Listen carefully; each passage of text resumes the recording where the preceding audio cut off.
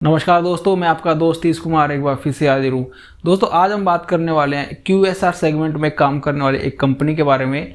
तो दोस्तों मैं बता दूं, इस कंपनी का नाम है देवयानी इंटरनेशनल लिमिटेड। सबसे पहले मैं आपको बता दूं कि QSR की फुल फॉर्म होती है क्विक सर्विस रेस्टोरेंट। बेसिकली इस तरह के रेस्टोरेंट में आपको फास्ट फूड यानी कि पिज्जा, बर्गर, इस तरह की चीजें आपको मिलती हैं। सबसे पहले हम इंडिया फूड सर्विस सेक्टर का एक ओवरव्यू लेते हैं। एक रिपोर्ट के अनुसार क्विक सर्विस रेस्टोरेंट का जो मार्केट शेयर है इंडिया में देखिए सबसे ज़्यादा है, वो लगभग 34% है। उसके बाद नंबर आता है फिर पब और बार का, और फिर नंबर आता है FSR का मतलब यहाँ पे फुल सर्विस रेस्टोरेंट। इससे हमें पता लगता है कि क्विक सर्विस रेस्टोरेंट पिछले कुछ टाइम में देखिए काफ़ी अच्छी दर से ग्रो किया है और आने वाले समय में भी यहाँ पर काफ़ी अच्छी ग्रोथ देखने को हमें मिल सकती है। तो देखिए भारतीय शेयर बाजार के अंदर काफ़ी सारी कंपनियां हैं जो कि QSR सेगमेंट के अंदर काम करती हैं। तो उनमें से देखिए एक है देवयानी इंटरनेशनल। तो देखिए बेसिकली जो देवयानी इंटरनेशनल है वो यम ब्रांड की इंडिया के अंदर सबसे बड़ी फ्रेंचाइजी कंपनी है। तो अब आपको यहाँ पर एक नया नाम सुनने को मिला होगा, यम ब्रांड। थोड़ी सी बात कर लेते हैं यम ब्रांड्स के बारे में। तो देखिए यम ब्रांड्स के पास 155 देशों में 54,000 से भी ज़्यादा रेस्टोरेंट हैं और इनके पास देखिए 3 ग्लोबल आइकॉनिक ब्रांड हैं जैसे कि KFC, पिज्जा हट और फिर टैको बेल। यम ब्रांड के पास इन तीनों के फुल राइट्स हैं कि ये इन्हें पूरी दुनिया में ऑपरेट कर सकते हैं। तो भारत में इन्होंने ये अधिकार दिया हुआ है देवयानी इंटरनेशनल को। तो देखिए देवयानी इंटरनेशनल के पास 3 कोर ब्रांड है, जिसमें कि पहला है इनके पास KFC, दूसरा है इनके पास पिज्जा हट और तीसरा है इनके पास कोस्टा कॉफी। तो देखिए सबसे पहला जो इनका ब्रांड है वो है इनका KFC। दोस्तों कभी अगर आप KFC स्टोर्स के अंदर गए हो तो आपको वहां पर देखिए भीड़ हमेशा ही देखने को मिलेगी।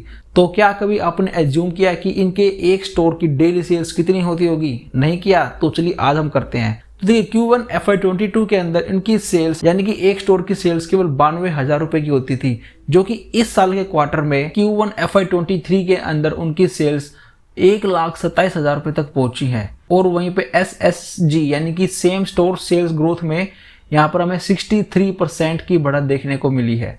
इसके बाद हम चेक करते हैं कि कंपनी के पास जो ब्रांड है उन्होंने देखिए कितना कंट्रीब्यूशन दिया है। KFC की ब्रांड कंट्रीब्यूशन Q1 FY22 के अंदर 16% पे थी, जो कि अभी जो क्वार्टर गया है Q1 FY23 वहां पर जो उनकी ग्रोथ रही है वो है 22.4%। तो ये ईयर ऑन ईयर लगभग 193% की ग्रोथ है। दोस्तों जब से जोमेटो और स्विगी का जमाना आया है तब से देखिए लोग अब अपने घर से ही ऑर्डर करके अपना सामान को मंगा लेते हैं। तो देखिए सेम रहा यहाँ पे KFC के केस में भी।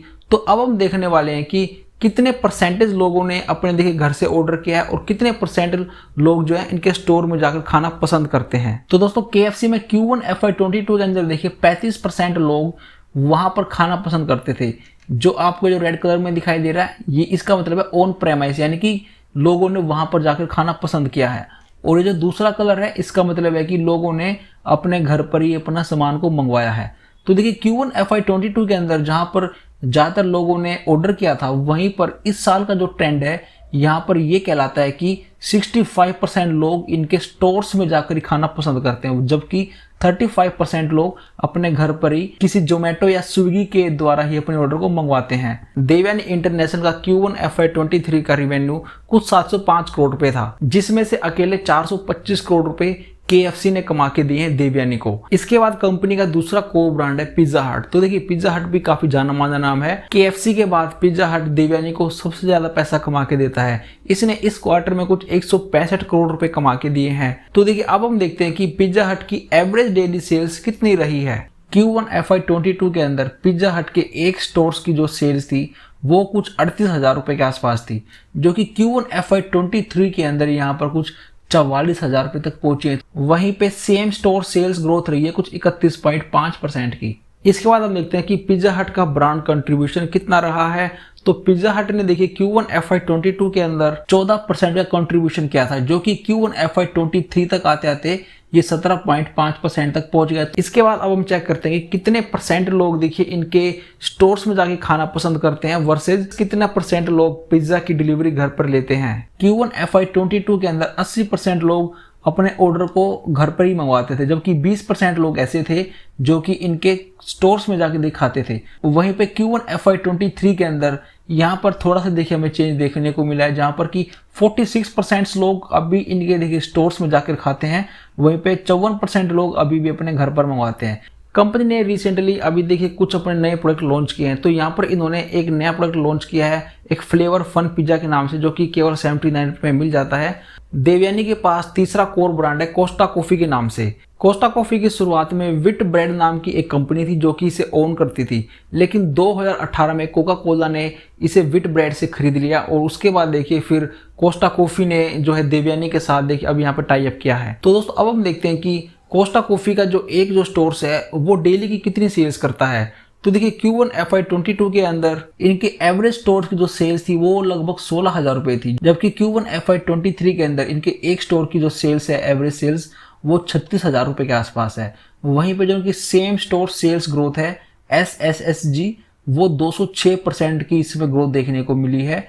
वहीं पे कोस्टा कॉफी के जो ब्रांड कंट्रीब्यूशन है वो Q1 FY22 के अंदर 16.8% का कंट्रीब्यूशन किया था, जबकि Q1 FY23 के अंदर इन्होंने 30.5% का कंट्रीब्यूशन किया है। तो सालाना आधार पर ये कुछ 780% की अच्छी ग्रोथ देखने को मिली है। कंपनी ने पिछले साल 70 से ज्यादा स्टोर्स ओपन किए हैं। तो अब हम एक नजर डालते हैं कि KFC, पिज्जा हट और कोस्टा कॉफी के कितने कितने स्टोर्स हैं। इसके अलावा देखिए मैं आपको बता दूं कि कंपनी के पास देखिए 2 ब्रांड और हैं, जिसमें कि एक है वांगो जो कि इनका देखिए खुद का ही एक ब्रांड है, और दूसरा है फिर इनके पास द स्ट्रीट फूड के नाम से। बेसिकली वांगो एक साउथ इंडियन फूड रेस्टोरेंट है जिसके देखिए नंबर्स कंपनी ने देखिए दिए नहीं है कहीं पर भी। तो अब हम नजर डालते हैं कंपनी के पास टोटल कितने कितने स्टोर्स हैं। दोस्तों यहाँ पे LTM का मतलब है लास्ट 12 मंथ।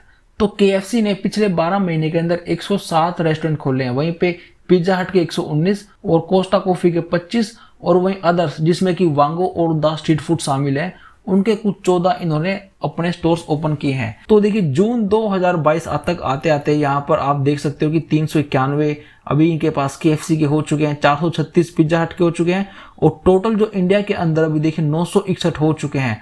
और वहीं पे कंपनी नाइजीरिया और नेपाल के अंदर भी ऑपरेट करती है। तो कुल मिला के देवयानी के पास 1008 स्टोर्स हो चुके हैं। दोस्तों 1000 स्टोर्स ओपन करने के लिए देवयानी को 25 साल लगे हैं। तो रिसेंटली जो इनकी कॉन कॉल थी वहां पर इन्होंने बताया कि अगले ये 4 से 5 साल के अंदर ये 1000 को 2000 करने वाले हैं, जिसमें कि हर साल KFC के 100, पिज्जा हट के 100 और साथ में 40 से 50 कुछ कोस्टा कॉफी के खोले जाएंगे। यानी कि कंपनी के पास अभी जो कैपेसिटी है उसको ये ऑलमोस्ट डबल करने वाले हैं अगले 4 से 5 साल में, क्योंकि कंपनी का मानना है कि क्विक सर्विस रेस्टोरेंट अभी भी इंडिया के अंदर अंडर पेनिट्रेटेड है। यानी कि पॉपुलेशन बहुत ज्यादा है लेकिन उसके तुलना में जो स्टोर्स हैं वो काफी कम है।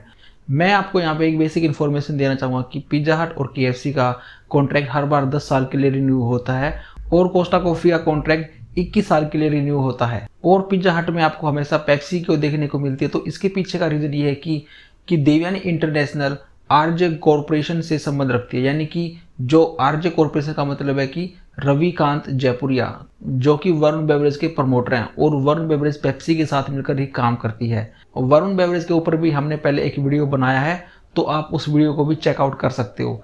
तो दोस्तों इसके बाद हम देखते हैं कि कंपनी के सामने देखिए कुछ रिस्क भी है। देखिए काफ़ी साल पहले अपने देश में बर्ड फ्लू फैल गया था, जिसके बाद देखिए काफ़ी सारे जो चिकन से यानी कि मुर्गियाँ उनको देखिए मारा गया था। तो जैसा कि हमने देखा था कि देवयानी के लिए देखिए KFC सबसे बड़ा कमाई का जरिया है और KFC का सारा बिजनेस चिकन पे ही डिपेंड करता है। तो अगर कल को इस तरह कोई बीमारी फैलती है तो इनकी जो सप्लाई है देखिए वहाँ पर वो डिस्टर्ब हो जाएगी और इसके बाद जो है देवयानी के बिजनेस पे काफ़ी इफेक्ट हमें देखने को मिल सकता है। इसके अलावा एक रिस्क जो मुझे लगता है कि मान लीजिए कल को अगर देवयानी का कॉन्ट्रैक्ट कैंसिल हो जाता है यम ब्रांड की तरफ से, तो फिर काफ़ी एक बड़ा संकट देवयानी के ऊपर आ सकता है। इनके अलावा और भी रिस्क है जैसे कि क्लाउड किचन और फिर ह्यूज कंपटीशन। देवयानी के केस में जो स्ट्रेंथ मुझे लगती है वो है KFC का इनके साथ जुड़ा होना, क्योंकि देखिए पिज्जा हट को काफी तगड़ा कंपटीशन है डोमिनोज से। तो दोस्तों आज का एनालिसिस आपको कैसा लगा आप मुझे नीचे कमेंट सेक्शन में बता सकते हो। तो दोस्तों अब मैं आपका दोस्त तीस कुमार मिलता हूँ आपसे नेक्स्ट वीडियो में, तब तक के लिए टेक केयर, जय हिंद।